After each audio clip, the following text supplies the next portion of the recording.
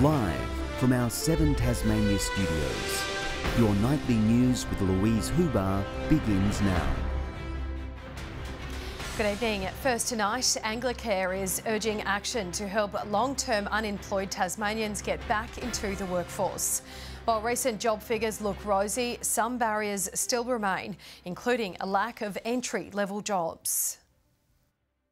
If you're looking at our record low 3.8% unemployment rate, Tassie is in a jobs boom. This is fantastic news for a growing economy. But that's not everyone's experience. Many are locked out of the jobs market, often due to a lack of entry-level positions. Anglicare says for each of those vacancies, there are 36 job seekers. It's the highest rate in the nation. People can learn skills, and so requiring them to have those skills before they get to you, if we can get away from that, that might be helpful. Many of these job seekers require extra flexibility or support, while even entry-level jobs can require qualifications. It could be as simple as a driver's licence. A lot come in with very low self-esteem, anxiety and frustration, because they're just going from one interview to the other and getting knocked back. Sally Coker helps coordinate driving lessons at the Starting Point Neighbourhood House. For many, it's a ticket to finding work. If you're working in disability care or aged care, you need to be able to transport your client. Others are that there's not regular buses, hospitality works late at night and there's no buses. Access to affordable housing is a real challenge for people trying to enter the job market, because they might be able to see a job ad that's suitable for them, they make an application, but they can't find a house close to where that job is. We are big supporters of getting more Tasmanians trained, particularly with the more than $100 million investment in TasTAFE. The report found 1 in 10 jobs were classed as entry level, while 15 years ago it was 1 in 4. They're calling for more investment in these kinds of jobs, specifically ones with better training pathways. Josh Duggan, 7 Tasmania News. The 20-year-old Granton man accused of shooting an escaped prisoner has appeared in court. Brock Davey has been charged with the alleged murder of 26-year-old Nicholas Scott, who fled police custody at the Royal Hobart Hospital on January 2. He was found dead 3 hours later at a Black Snake Road home after an alleged firearms incident. Mr Davey still hasn't entered a plea and is set to reappear in court on March 24. He has, however, pled guilty to a number of other offences, including evading police and aggravated assault. Tasmania has bolstered its firefighting capabilities, bringing 12 advanced aircraft in to help out this bushfire season. The fleet deployed for a second time after last year's success, but comes with a hefty price tag. When the going gets tough, the tough take off into the sky. Tasmania's fire service has officially launched its aviation fleet, with 12 state-of-the-art aircraft jetting in for duty this bushfire season. 8 of those are helicopters and 4 are fixed-wing bombers. This crucial firebird providing live intelligence to those on foot. We also have an infrared camera down the bottom here, which they can use to look at the fires through smoke, and we can use that to map the fire edge as it's moving and measure how fast it's moving. Around 20 local aircraft will also be on call to support our firefighters' rapid wave of attack strategy. Whenever we get a call of a fire out in vegetation, then not only do we double the amount of ground crews that we send, we also use these aircraft and get them into the air immediately. But safety doesn't come cheap. The state government forking out $3.5 million, with the National Aerial Firefighting Centre also contributing $1.5 million. You're spending money up front to avoid what could be a potential fire later. The specialised aircraft are being strategically positioned around the state to respond quickly in an emergency. Many have already been deployed to firegrounds this season. Tasmania's fire service is predicting a regular bushfire season and is pleading the public to finalise their safety plans. Brianna Boylan, 7 Tasmania News. Labor is renewing its calls for a rebate or price cap to help businesses feeling the power price pinch. Energy is one of the highest costs at the Kingston dry cleaner. Owner David Parkinson is already paying $35,000 a year and he's fearful of further rises. it'd be quite devastating, quite hard. I'll just have to work harder, and I'm getting a bit old for that. Well, the government says that it would cost about $50 million, but let's be clear about what this is. This is Tasmanian businesses and households paying an extra $50 million. So which nurses and teachers would Labor cut from their jobs to pay for their reckless promise? The federal parliament passed temporary measures to cap gas prices and provide temporary relief to low-income households. Crisis talks are underway to reinstate brewery tours at Bogues, with council now stepping in. Bogues fans are furious at the snap closure and are joining the fight to overturn the decision. Bubbling behind the scenes of a bombshell call to close Bogues Visitor Centre, community outrage is brewing. Seems to be absolutely crazy to me. Can't even really think why they'd be doing it, to be honest. It must just a bit of a mistake, I reckon. No, it's not good. It's not good for our tourist industry. Now the government is scrambling to try and overturn the call. The Premier's made it clear it's not good enough. He's asked for reconsideration. Constructive discussions are ongoing. Parent company Lion stating, "We've had constructive conversations with the Premier on the challenges we are facing and look forward to continuing our dialogue."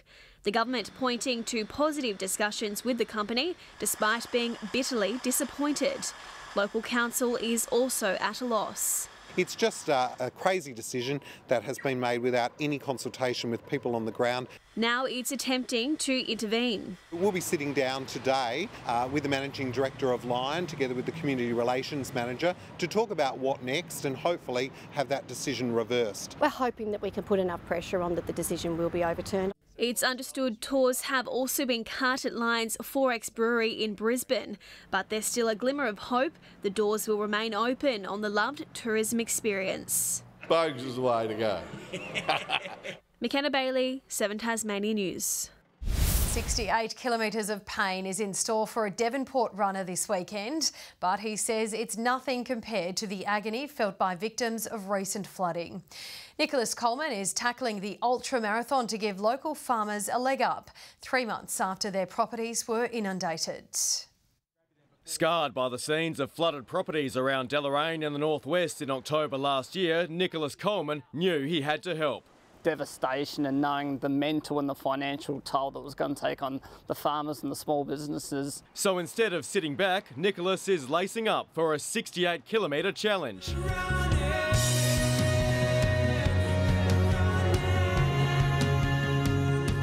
Each step on the mega run around the northwest will raise money for those affected by the floods. I'm going to push through because what I'm going through on Sunday is nothing compared to what the farmers and small businesses have gone through. The floodwaters are now gone, but the toll from these torrents of destruction remains. It takes time to rebuild. It's a busy time of year for a lot of those farmers as well. You know, they're in the middle of harvest at the moment. And some would still be battling the disaster's emotional drain. I think it's still affecting people a lot. We can't see the mental toll it takes on people. You know, people are trying to rebuild their farms with their fences, livestock. Donations can be made at runforruralrelief.com, a far easier way to help than joining in on the blister-busting epic. So I might join in for the last kilometre perhaps. Tom Johnson, 7 Tasmania News. One of the state's major housing providers is revamping the way it builds homes for some of Tasmania's most vulnerable. Housing Choices is making sure each of its new projects is more accessible, expanding options for more people. Building a new future, priority housing applicant Sharon is enjoying a new sense of freedom after moving into her new home. I'm more outgoing now. I'm taking long walks along the walkways now. Living with mobility issues, she was almost entirely housebound in her old home. I really needed somewhere flat for me to use my walker and just get about, and this one's a lot more easier for me. Project mastermind Housing Connect is making sure all of its new build properties meet the silver standard for livable design. Which means things like, wider doorways, small lips, people who may have seen the bathroom, virtually a fully accessible bathroom with. The organisation says it'll have 160 new social housing properties online in the northwest by the end of the year. But with almost 4,500 people on the priority housing wait list, there's still more work to be done. We have plans for 1,500 new homes to be built by 30 June this year. We're on track, but we have a very busy schedule. The opposition says it's a commitment the government can't be trusted with. They built barely 1,500 houses in the first 8 years of government, so to say they're going to build 10,000 in the next 10 years does take a bit of believing. Annie Green, 7 Tasmania News. And Launceston is set to shine a spotlight on young minds with the Future Youth Symposium to be held at the end of the month. The event will feature representatives from a range of organisations, including Headspace, the Mental Health Council and the city's Youth Advisory Group.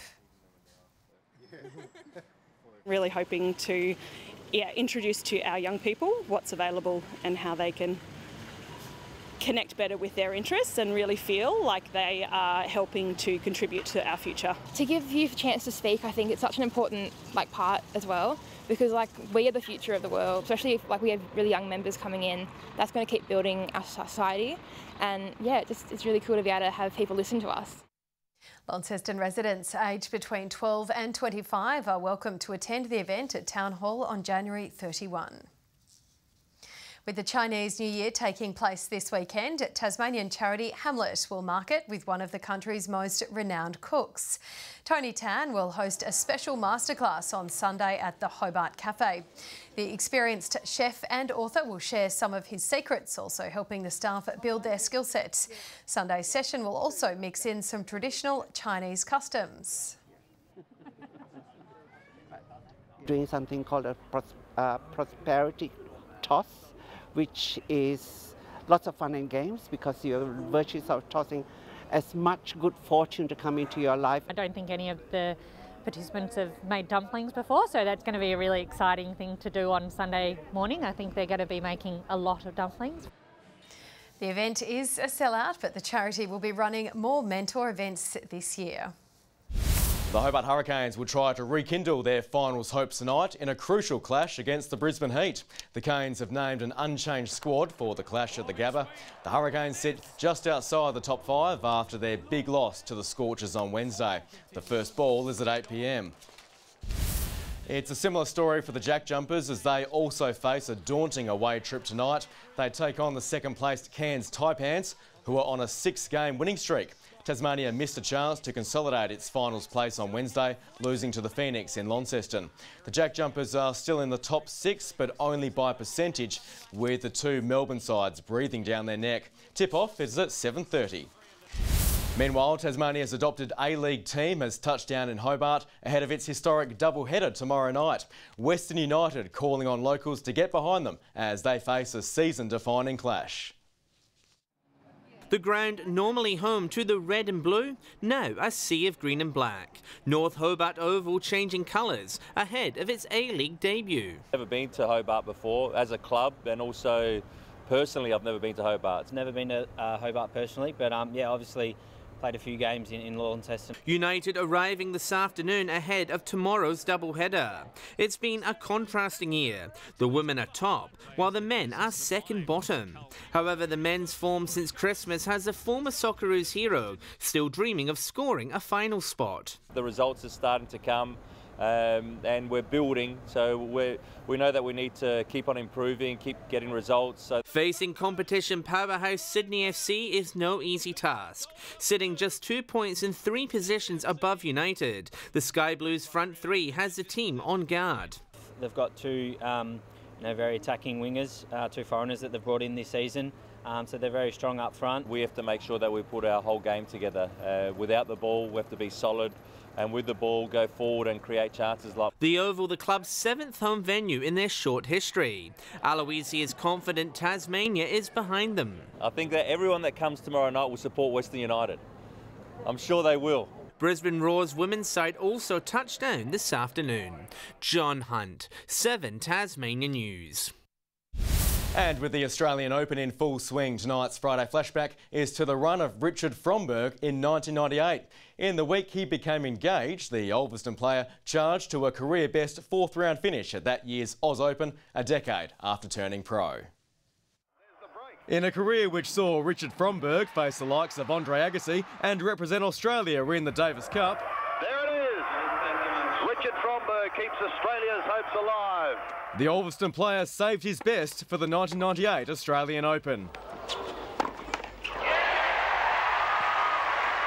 Having toppled 7th seed Carlos Moya, Fromberg found himself chasing his best result yet at a Grand Slam. Fromberg rode a wave of support from the local crowd as he locked onto Canadian Sebastian Leroux. An intelligent play there from Leroux.